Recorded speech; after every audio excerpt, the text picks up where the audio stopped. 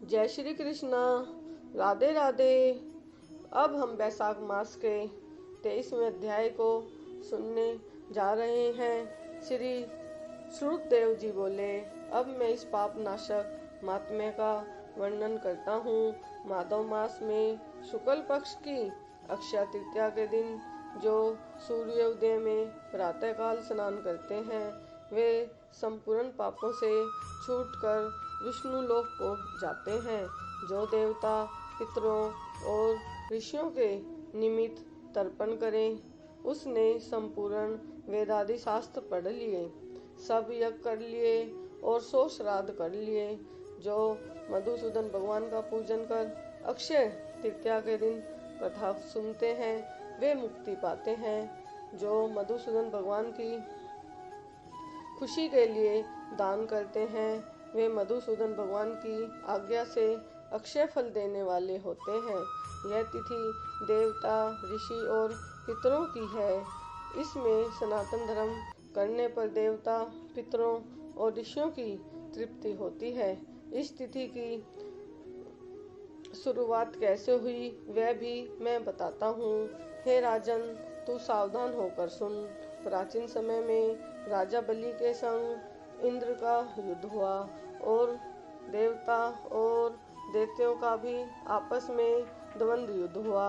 इंद्र पातालवासी बलि को जीतकर फिर पृथ्वी पर उत्थेय के आश्रम में गया। वहां जाकर उसकी मंदगामिनी गर्भनी पत्नी को देखा, जिसकी कमर में सोने की घुंघरी शोभा दे रही थी। उसके कंगन की झनकार ने नशे से मस्त चंचल मन और कोकिलाओं के शब्दों को जीत लिया था। अनेक प्रकार के वस्त्र धारण किए वह मधुर भाषणी और मंद मंद हास्य युक्ता शोभा दे रही थी। उसके कुंभ सदृश पीना कुचों से अपूर्व शोभा हो रही थी। विकसित कमल के समान उसका मुख और नील के समान नेत्र थे। केतकी के उदर के समान पीत और मनोहर गालों वाली, परिश्रम से श्वास भरती हुई दिनाक्षी पर्णकुटी की ओर मुख किए थी। उसे पलंग पर शयन करते हुए देख इंद्र को मोह उत्पन्न हो गया और वह बलपूर्वक उस गर्भनी स्त्री से भोग करने लगा। तब गर्भस्थ पिंड ने अपने गिरने के भय से दुखी होकर अपने पांव से योनि मार्ग को ढक दिया, जिससे इंद्र का वीर्य पृथ्वी पर ही गिर पड़ा। तब गर्भस्थ शिशु पर इंद्र को महाक्रोध हुआ और रोष के मारे तांबे जैसे लाल नेत्र करके श्राप दिया कि हे दुर्बुद्धे, तूने पांव से योनि द्वार को रोका है, इससे तू जन्म से अंधा हो। तब धीर्त महाव पांव से वीर्य संचालन से जयंत के समान हुआ। इंद्र ऋषि के शाप के भय से शीघ्र ही भागा। उसे भागते हुए देख संपूर्ण शिष्य हंसने लगे।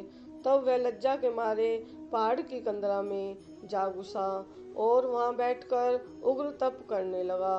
तब इंद्र लज्जा के मारे कंदरा में जा घुसा तो राजा बलि और उसके साथी दैत्यगण गुप्त दूतों द्वारा भेद लेकर देवताओं पर आक्रमण करके अमरावतीपुरी दिक्पालों की विभूति और संबरादि तथा स्वामी रहित देवताओं के राज्य का बलपूर्वक भोग करने लगे।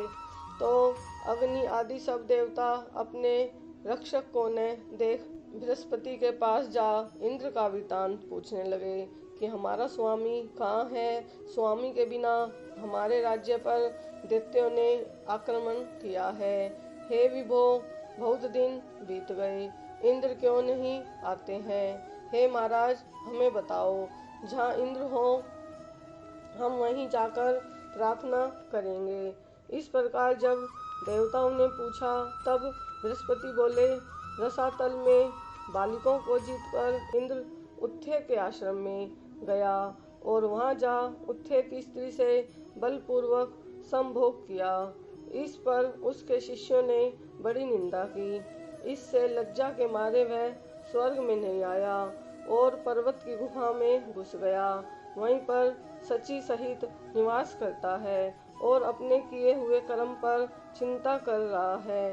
बृहस्पति के ऐसे वाक्यों को सुनकर अग्नि देवता सब देवता इंद्र को ढूंढने और प्रार्थना करने के लिए मेरु पर्वत की कंदरा में पहुँचे।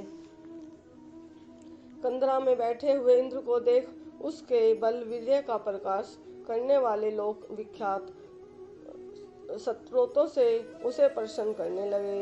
हे इंद्र, हे सब देवताओं के स्वामी, तुमको नमस्कार है।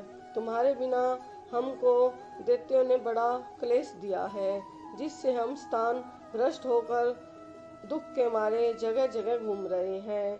अतः तुम चलकर शत्रुओं का दमन करो। ऐसी स्तुति सुन इंद्र गुफा से बाहर आया।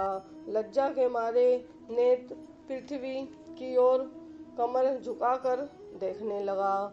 दुख के मारे कंठ भर आया, जिससे मुख से कुछ भी न कह सका। यह दशा देख बृहस्पति जी बोले, हे इंद्र, तू शंका क्यों करता है? संपूर्ण जगत कर्माधीन है। मान अपमान, सुख दुख, लाभ हानि, हार जीत सब पिछले जन्म के कर्मों के अनुरोध से होता है। प्राणी कर्मों के अनुसार चलते हैं। देव योग से काल पाकर दुख अपने आप आता है। बुद्धिमान मनुष्य दुख पड़ने पर कुछ चिंता नहीं करते और सुख से खुश नहीं होते। इसीलिए तुमको यह दुख भाग्य से ही मिला है। हे इंद्र, इस दुख को पाकर तुम्हें सोच करना ठीक नहीं है। गुरु की बात सुन इंद्र ने कहा, हे मानद, पर स्त्री गमन के दोष से मेरा बल, वीर्य, यश, मंत्र शक्ति, शास्त्र शक्ति, विद्या शक्ति सब नष्ट हो गई है। इन सब को खोकर मैं यहाँ गुप्त निवास कर रहा हूँ। इंद्र की यह बात सुन बृहस्पति सहित सब आपस में उसको फिर बल देने का विचार करने लगे। तब बृहस्पति जी कहने लगे कि मधुसूदन भगवान के प्रिय वैशाख मास में सभी तिथियां बड़ी पुण्य रूप हैं। इसमें शुक्ल पक्ष की तृतीया अक्षय तृतीया है। जो इस तिथि में श्रद्धापूर्वक स्नान दान आदि करता है, निसंदेह उसके सहस्त्रों पाप नष्ट हो जाते हैं तथा बल, वीर्य और ऐश्वर्य अत्यंत बढ़ते हैं। अतएव अक्षय तृतीया के दिन बलि के बैरी इंद्र द्वारा स्नान दान आदि सद्धर्म कराने चाहिए, जिससे उसका हित साधन हो, जिसके प्रताप से इंद्र में विद्या और मंत्र शास्त्र में पूर्वत शक्ति हो जाएगी। बल, वीर्य और यश भी पूर्वत बढ़ जाएगा। देवताओं समेत बृहस्पति ने ऐसा विचार कर इंद्र से वैशाख के धर्म कराए। अक्षय तृतीया के दिन भुक्ति और मुक्ति देने वाले धर्मों से पहले जैसे बल और वीर्य आदि बढ़ गए तथा पर स्त्री गमन का दोष भी तत्काल नष्ट हो गया। इस कर्म से इंद्र अपने पाप कर्मों से इस प्रकार छूट गया जैसे चंद्रमा राहु से छूटता है और वह देवताओं के मध्य पहले की तरह शोभा को प्राप्त हुआ। इंद्र ने देवताओं को संग ले असुरों को जीत अक्षय तृतीया के महात्म्य से सब वैभवों से मुक्त हो अमरावतीपुरी में प्रवेश किया। आगे शंख, ढोल, नगाड़े, बाजे बजने लगे। फिर इंद्र की आज्ञा से सब देवता अपने अपने घर को गए और पहले की तरह यज्ञ आदि में अपना अपना भाग लेने लगे। पितृ पहले की तरह पिंड भाग प्राप्त करने लगे। राक्षसों के हार जाने पर मुनि स्वाध्याय में तुष्ट हुए। तभी से संसार में यह अक्षय तृतीया प्रख्यात है। यह देवता, ऋषि, पितरों सबको संतोष देने वाली है। अतः यह सब कर्मों को काटने वाली है, सबसे पुण्यतम है। यह अक्षय तृतीया मनुष्यों को भक्ति और मुक्ति देने वाली है। बोलो वैशाख मातम की जय। जय श्री कृष्णा। राधे राधे।